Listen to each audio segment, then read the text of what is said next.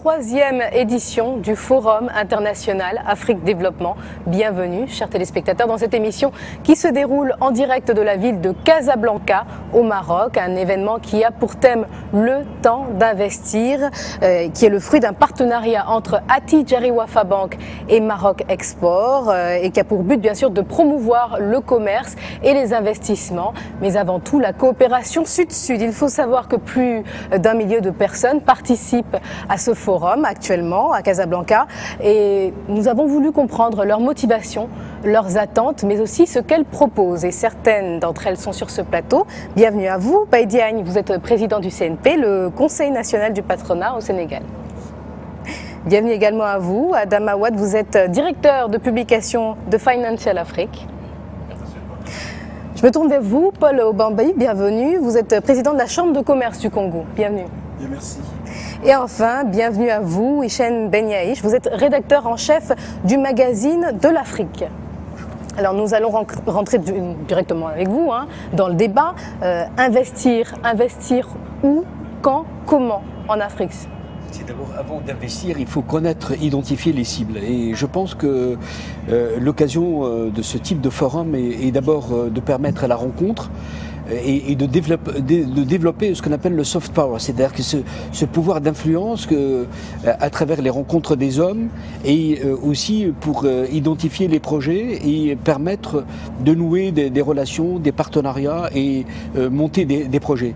L'investissement, c'est l'axe majeur, en tout cas pour toute action, pour entreprendre et pour lancer des projets.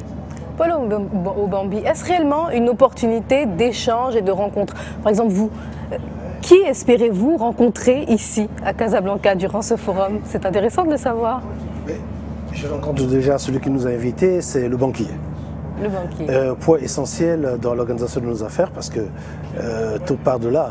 S'il n'y a pas les finances, s'il n'y a que les projets, nous pouvons les laisser au laboratoire de recherche.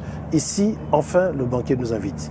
Mais à cette occasion, en ce qui nous concerne, nous avons une cible principale, c'est le groupe Aqua, qui est le deuxième groupe marocain privé avec lequel nous voulons nouer des associations et certainement nous allons créer quelques filiales en Afrique ensemble. Monsieur Baye Diagne, on voit de plus en plus de relations, d'interactions entre le Maroc et les pays d'Afrique subsaharienne. Vous en faites partie. Alors, Monsieur Obambi nous a fait part de ses attentes. Et les vôtres alors, quelles sont-elles? Bon, déjà, comme vous disiez tout à l'heure pour le forum, je vois partout, on dit l'Afrique a du génie. Eh bien, mais je pense au-delà de ce génie, il a des richesses et il a des demandes fortes. Et sur le forum actuel auquel nous sommes, il y a des thèmes majeurs, notamment l'énergie, l'agro-industrie, les infrastructures. C'est des secteurs à forte demande d'investissement. Et je pense que nous-mêmes, dans tous nos pays, il y a un manque criard d'énergie, quel que soit le potentiel que nous avions. Donc des possibilités, des capacités d'investissement énormes. Les infrastructures, c'est aussi vrai. Donc bien sûr, nous, en tant que pays, tout au moins Sénégal, nous avons un plan que nous mettons en avant, qui est le plan Sénégal émergent, qui a des axes et des projets majeurs, qui sont à la recherche aussi d'investisseurs, qui sont à la recherche de partenaires, et non seulement étrangers et nationaux, pour les exécuter. Donc nous sommes dans ces dispositions aussi. Monsieur Ouad, nous avons vu qu'effectivement, certains pays sont mis à l'honneur lors de ce forum. Oui. Plusieurs autres présentent effectivement les opportunités économiques de leur pays. Selon vous, quel est l'intérêt de se focaliser sur 3 pays en l'occurrence? Alors, ces 3 pays qui ont clairement mis en place un concept d'émergence. Ces 3 pays sont en l'occurrence le Gabon, le Sénégal et la Côte d'Ivoire. Ce sont 3 pays qui ont des plans d'émergence. Donc c'est des plans de développement qui rappellent d'ailleurs, à mon avis, qui rappellent le Maroc des années 2000, parce que n'oubliez pas que le Maroc est parti aussi à partir des années 2000 vers une accélération de la transformation de sa structure économique. Et aujourd'hui, si nous avons des banques comme Attijari ou Wafa Bank, c'est parce que tout simplement ce processus de transformation a bien pris, parce qu'Attijari est né d'une fusion, donc parce que la transformation, l'émergence, c'est quoi? Ça veut dire c'est la consolidation d'abord des acquis, c'est la densification des acteurs et c'est la massification aussi des projets économiques. Aujourd'hui, dans ce forum, à mon avis, le plus important, c'est quoi? C'est un échange d'expériences sud-sud, aussi bien du Maghreb, c'est-à-dire du Maroc, vers l'Afrique subsaharienne, mais aussi de l'Afrique subsaharienne vers le Maroc. Le seul hic des relations en général entre les deux rives du Sahara, c'est que souvent nous avons des relations qui vont du nord vers le sud et du sud. Et ça, c'est la faute peut-être à nos hommes d'affaires, puisqu'ils sont là, j'en profite pour le dire. On va leur poser la question. Qu'est-ce qu'ils font aussi pour venir s'ancrer dans un marché magnifique et bien dense qu'est le Maghreb? Monsieur Obambi, alors qu'est-ce que vous faites pour vous implanter dans ce marché magnifique et bien dense, pour répéter les propos de Monsieur Ouad? Mais bien sûr, je pense que la question arrive à un bon point, c'est pour ça aussi que nous sommes ici. Nous avons un marché intérieur qui est le marché africain. Il faut considérer l'Afrique déjà comme un marché. Et si nous voulons aller vers d'autres batailles, il faudrait que nous occupions déjà l'espace qui est à notre disposition. Le Maghreb, pour nous, c'est le pont qu'il faut utiliser pour aller vers l'Occident.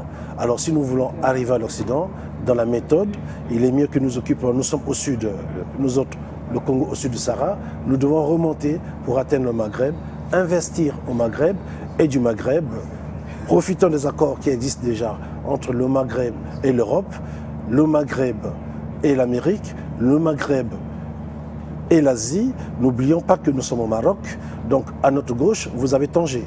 L'avenir aujourd'hui de l'Afrique va se jouer du côté de Tanger. Alors, en ce qui nous concerne, nous sommes décidés à faire des relations de partenariat. Aujourd'hui, il faut partir de l'Afrique au sud du Sahara pour s'implanter dans les pays du Maghreb. Et ça donnerait à notre groupe une position pour franchir ce pas, franchir cette passerelle pour aller vers d'autres continents. Je crois que si les sociétés américaines sont si fortes, c'est parce qu'elles ont déjà un marché intérieur. Et notre marché intérieur, c'est le marché africain. Et à ce niveau, notre collègue sur le plateau a posé la question. J'aimerais bien terminer par une réflexion. Il est temps que nos autorités politiques fassent tomber les frontières des visas.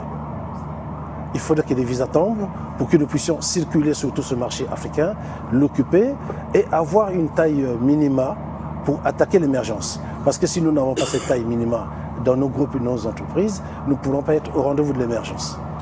Merci à vous, Paul Obambi. Vous devez participer à cette cérémonie, donc nous allons vous remercier d'avoir accepté de répondre à ces quelques questions.